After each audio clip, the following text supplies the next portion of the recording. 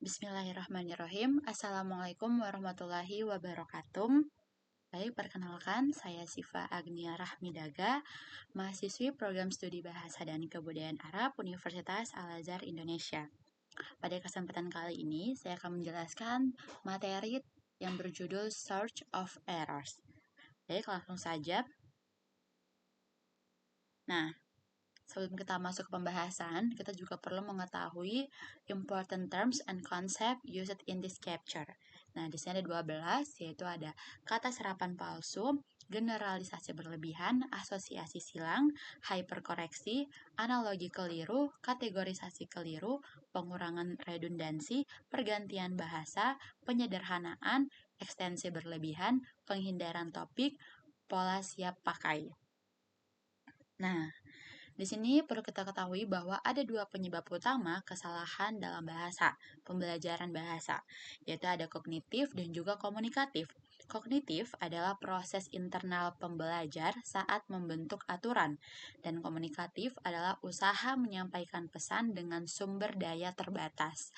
Nah, sejarahnya sebelum adanya EA atau error analysis, kesalahan itu hanya diidentifikasi atau dilihat dari efek dari bahasa ibu saja gitu. Nah, sedangkan setelah adanya error analysis ini, EA ini menekankan bahwa ada berbagai sumber kesalahan selain pengaruh bahasa ibu ternyata. Nah, itu juga termasuk di dalamnya itu bisa jadi adanya kesalahan dari strategi belajar, pengajaran yang tidak tepat, dan juga struktur dalam bahasa target itu sendiri. Nah, di sini ada klasifikasi kesalahan yang dikemukakan oleh Dulay dan juga Bird, yaitu ada 4. Yang pertama, ada interferensi live goals atau kesalahan mirip interferensi. Jadi, kesalahan ini disebabkan oleh meniru struktur bahasa ibunya. Nah, di sini ada contoh. Contoh dalam bahasa Spanyolnya hers pajamas. Dan contoh dalam bahasa Inggrisnya yang benar yaitu her pajamas. Jadi, kenapa di sini disebut dengan kesalahan yang meniru struktur bahasa ibu? Karena dalam bahasa Spanyol itu ketika menyebutkan dia perempuan itu menambahkan kata s, hers pajamas. Sedangkan makna sebenarnya yang dimaksud adalah yang seperti pembenaran dalam bahasa Inggris ini, yaitu her pajamas. Seperti itu. Nah, kemudian contoh yang kedua ada first language development gaps atau kesalahan perkembangan bahasa ibu. Jadi sebenarnya kesalahan di bagian sini itu mirip-mirip dengan kesalahan yang biasa dilakukan oleh native speaker, tapi yang anak-anaknya. Jadi kayak perkembangan gitu. Nah, contohnya di sini ada he took his teeth off. Nah, sedangkan maksudnya dalam bahasa Inggris adalah pembenarannya yaitu he took his teeth out. Karena salahnya di sini itu pembenarannya di teeth off dan pembenarannya itu teeth out seperti itu. Dan ini kesalahannya sering terjadi oleh anak-anak native speaker. Kemudian contoh yang ketiga yaitu ambiguous gaps atau kesalahan ambigu, artinya belum bisa diprediksi atau diidentifikasi, tidak jelas asalnya dari first language atau second language-nya. Nah, contohnya di sini Terina not can go dan pembenarannya yaitu Terina cannot go atau Terina can't go karena kayak tercampur gitu penggunaannya. Nah, kemudian contoh yang keempat, unique gaffes atau kesalahan unik. Nah, ini lebih ke kesalahan pribadi dan tidak bersifat umum. Nah, contohnya di sini ada his name is Victor dan pembenarannya yang dimaksud yang betulnya dalam bahasa Inggris ada his name is Victor. Oke, kita lanjut ke klasifikasi kesalahan yang dikemukakan oleh Corder. Jadi, yang pertama itu ada interlingual errors atau kesalahan yang disebabkan oleh pengaruh bahasa ibu. Contohnya di sini ada contoh she go to school. Nah, dan pembenarannya di sini ada she goes to school. Jadi dalam bahasa Inggris itu yang betul ketika setelah ada kata she maka verbnya harus ada tambahan s gitu.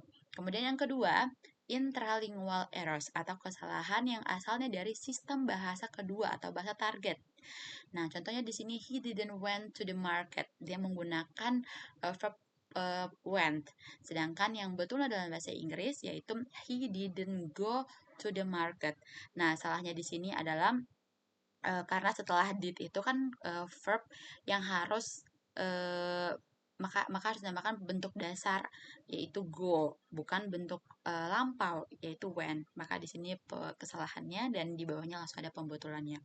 Kemudian yang ketiga, faulty teaching techniques. Jadi kesalahan teknik pengajaran. Jadi kesalahan pemerolehan bahasa kedua itu bisa disebabkan oleh justru uh, dari teknik pengajarannya gitu.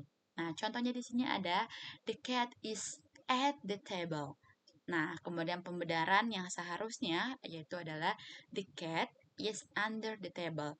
Nah, jadi kenapa bisa adanya timbulnya kalimat the cat is at the table? Mungkin bisa jadi ketika seorang guru menjelaskan tentang kata at itu mungkin dia memberikan media pengajaran yang mana dalam media itu misalnya contoh kayak foto itu di dalam fotonya ada meja dan di bawahnya tuh ada kucing.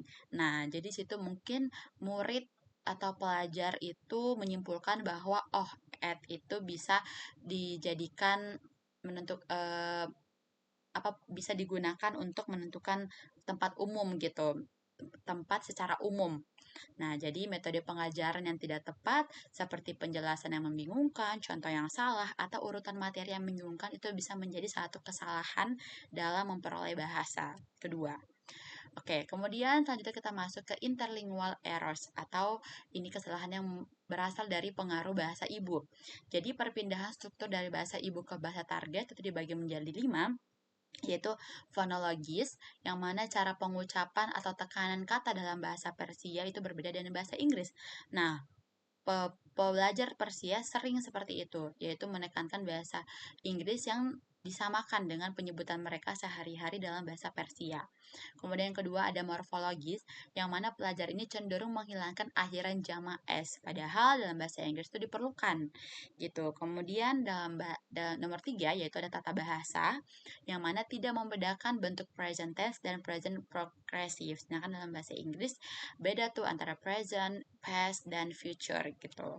Kemudian yang keempat, lexical semantik, yaitu cross association dan juga false cognates. Jadi, contoh dari cross association ini atau asosiasi silang, misalkan ada kata they open their radios very loud. Nah, di sini kesalahan di open karena dalam bahasa Persia itu open itu maknanya bisa menyalakan, sedangkan kalau dalam bahasa Inggris kan spesifik ya. Ketika menyalakan radio maka pakai kalimatnya turn on seperti itu. Kemudian false cognates-nya itu misalnya ada kalimat my father bought a new machine last week. Nah, ini jadinya eh, selain ini masuknya mesinnya ini kata yang sama tapi maknanya yang berbeda. Jadi kalau dalam bahasa Inggris mesin itu artinya yang mesin, sedangkan yang dimaksud dalam kalimat ini adalah mesinnya itu mobil seperti itu. Jadi penggunaannya harusnya diubah menjadi car. Oke, kemudian yang kelima yaitu ada stilistik dan budaya, yang mana pengaruh gaya bicara dan juga kebiasaan budaya dari bahasa ibunya. Misalkan, Dr. Karimi are a good instructor. Jadi dalam bahasa Persia itu are itu bisa digunakan untuk menjadi kebiasaan budaya mereka menghormati yang lebih tua atau yang jabatannya lebih tinggi. Nah, pada seharusnya dalam bahasa Inggris penggunaannya bukan car tapi harusnya diganti dengan is. Seperti itu. Kemudian selanjutnya, ini ada intralingual dan development errors. Jadi, kesalahan ini disebabkan karena pembelajar membentuk aturan dari bahasa target sendiri secara tidak tepat. Nah, seperti yang pertama kayak memperluas aturan terlalu jauh, kemudian tidak tahu batas aturan, ada yang ketiga, pakai aturan pada konteks yang salah, ada juga yang terapkan aturan di area yang tidak berlaku, kemudian terlalu banyak membetulkan diri, dan terakhir klasifikasi salah. Nah, contohnya di sini seorang pelajar membuat kalimat he is comes, yang mana ini merupakan gabungan dari dua struktur bahasa Inggris, he is coming dan he comes. Seperti itu, kekeliruan yang terjadi. Kemudian next yaitu ada teacher indicate error. Seperti yang sudah disampaikan sebelumnya, bahwa kesalahan ini tidak hanya berasal dari pelajar saja, tapi bisa juga berasal dari guru. Yang mana kesalahan yang muncul ini akibat metode pengajaran yang kurang tepat. Contohnya di sini, yang sudah saya sebutkan sebelumnya, yang poin kedua ya, yang guru menggunakan media pengajaran yang kurang tepat. Yang mana yang harusnya dia pengen bilang kalau misalkan the cat is under the table, tapi karena salah atau kurang tepat penjelasan dari guru tentang kata at, jadinya dia menghasilkan kata the cat is at the table, seperti itu. Nah, kemudian saya akan menjelaskan tentang contoh yang pertama, yaitu guru mengajarkan bahwa misalkan sinonim dari kata pray itu adalah worship.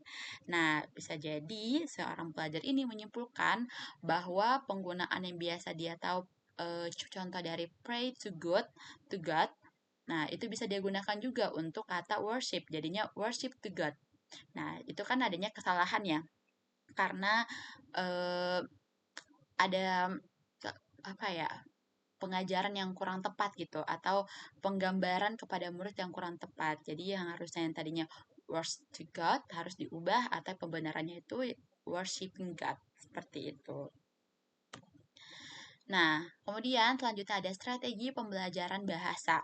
Nah, ini dibagi menjadi 3 untuk strategi pembelajaran bahasa, yaitu ada generalisasi berlebihan, yang kedua transfer aturan dari bahasa ibu, dan yang ketiga penyederhanaan struktur.